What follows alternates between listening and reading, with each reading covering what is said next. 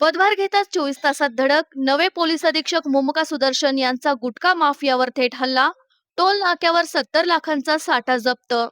अहिल्यानगर जिल्ह्याचे नवे पोलीस अधीक्षक मुमका सुदर्शन यांनी पदभार स्वीकारल्यानंतर अवघ्या 24 तासातच कायदा सुव्यवस्थेवर आपली आक्रमक पकड दाखवत अवैध धंद्याविरोधात मोठी कारवाई सुरू केली आहे.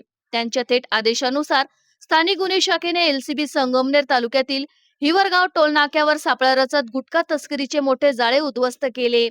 या कारवाईत तब्बल 69,79,400 रुपयांचा प्रतिबंधित गुटखा व सुगंधित तंबाखूचा साठा जप्त करण्यात आला. संशयित आयशर टेम्पोची झडती घेतली असता मोठ्या प्रमाणात अवैध माल आढळून आला. या प्रकरणात राजस्थान व मध्य प्रदेशातील 3 आरोपींना अटक करण्यात आली असून एक आरोपी फरार आहे. ही संपूर्ण कारवाई एलसीबी अधिकारी किरण कुमार कवडी यांच्या मार्गदर्शनाखाली राबवण्यात आली.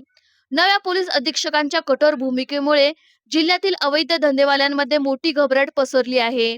संगमनेर तालुका पोलीस ठाण्यात गुन्हा दाखल असून पुढील तपास सुरू आहे.